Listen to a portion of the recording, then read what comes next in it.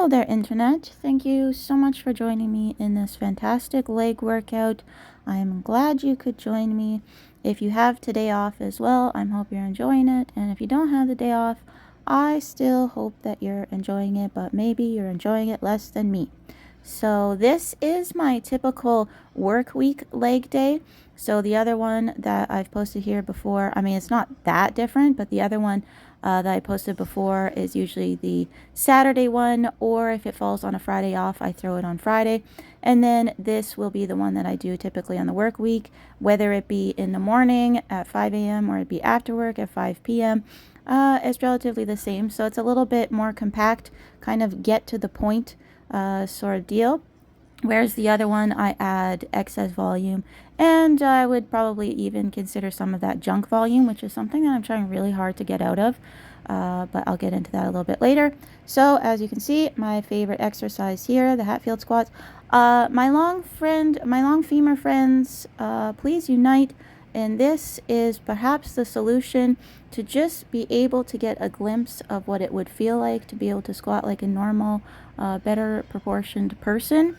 This is what I'd always kind of dreamed or imagined squats could be. This is like that addictive feeling I've been searching for 15 or more years. So I hope all of my long femur friends out there get to experience this at least once in their lives, but then if it goes away, you'll be longing for it forever. But anyway, first set 145 times 12. Then I did 160 times 10. My last set here is 170 times 8. So certainly trucking along, it's just effortless. I don't know why. I don't know why it feels so magical. But anyway, then after this, I did the wait, I was going to call it a buffalo bar. No. This isn't SSB. I did SSB reverse lunge. So that's the other thing that I alternate. So both of my leg days, sorry, let me try to gather my thoughts. That's not an easy task. Anyway, both of my leg days, it's Hatfield squats is the main movement. Then for the single leg movement, I decided the two best ones that I'm going to alternate between are the SSB Bulgarians, where I hold on, as well as what I'm doing here, the SSB reverse lunge, where I'm holding on. I just felt it feels a little bit more effective than just doing like split squats or whatever. So I like these two, and so I did 90 pounds times 8 and realized it was a bit too light. Then I did 100 pounds times 8, and that's all she wrote for the single leg movements. Then I moved on to my leg press. I did 3 sets of my leg press, 180 times 17, then 200 times 13, and 210 times 11. Yeah, so that was fantastic as well.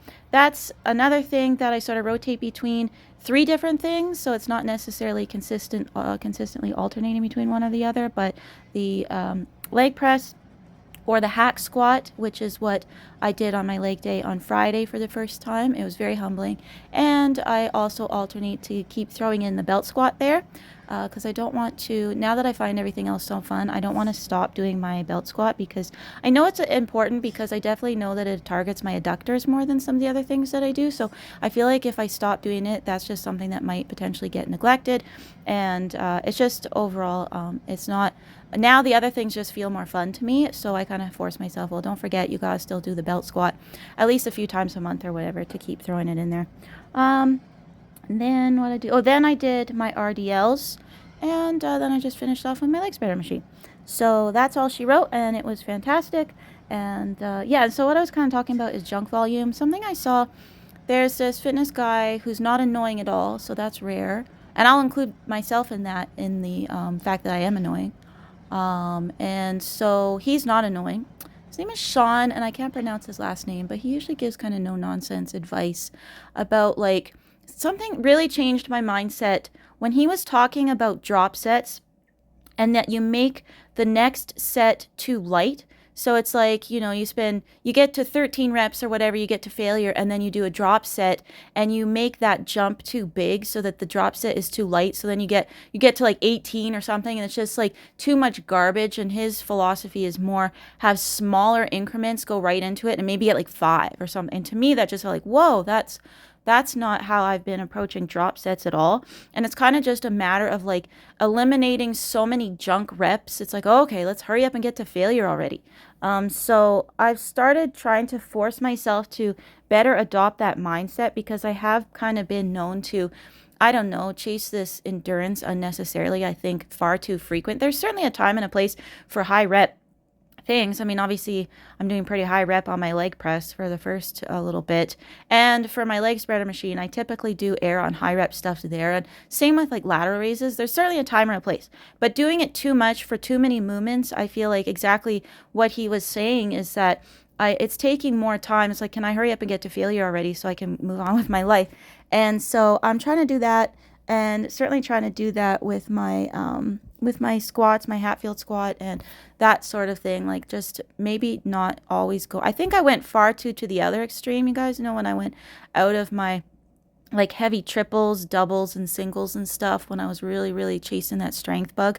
I went too extreme to the other end, where I started just consistently doing sets of 15 or more on way too many movements during way too many exercises. So I'm trying to like force myself. It's like, no, I'm strong enough that I don't need to like start like babying myself with this set doing this set is just too much. And I mean, if you do that and it works for you and like it, then I'm not going to tell you that it's wrong. I certainly am in no position to tell anybody else that what they're doing is wrong. I wish more people followed that mindset. Unfortunately, they don't. But I mean, it depends on how, if you feel you need that to warm up, if you need that to wake your brain up or your body up or whatever. For me, I realized I don't think I need to do that quite so much. I've just been doing it too much. I mean, it could be I might have to change that as I get more old, like older.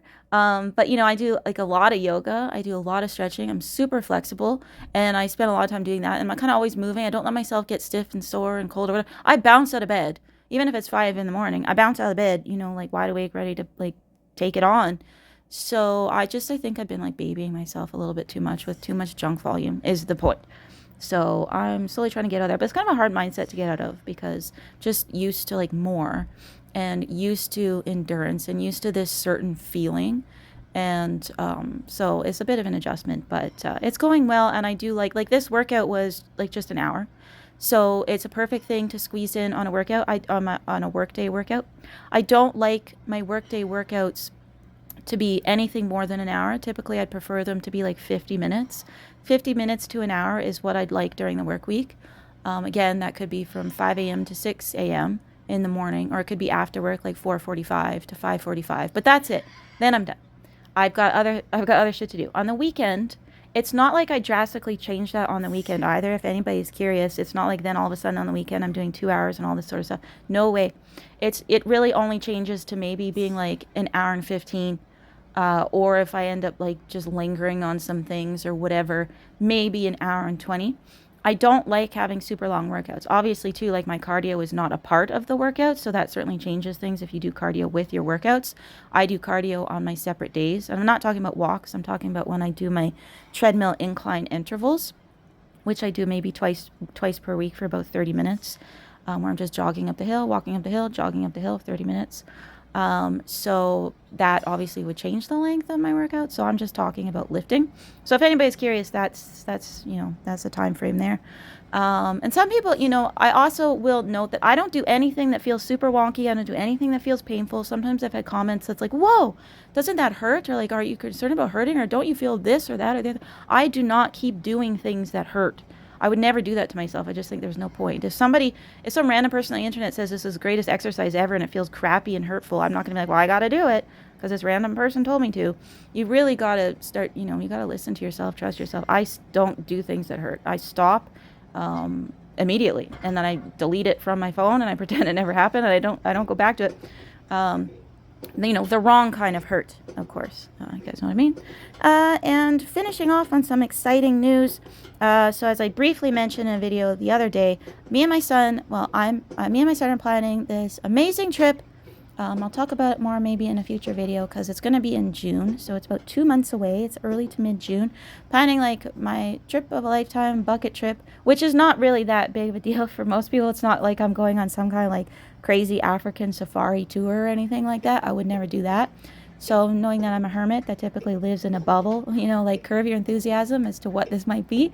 But we're booking flights and this kind of thing. And so I'm really excited to kind of get a little bit more into that. I'll give you a little bit of a spoiler. There will be some whale watching. There will be whale watching. That's been on my bucket list for as long as I can remember, to take my son whale watching. And we're finally going to do it. Hopefully we see a humpback whale. They say there's a 95% chance. So, I mean, I like those odds. Anyway, have a great week, everybody. Bye.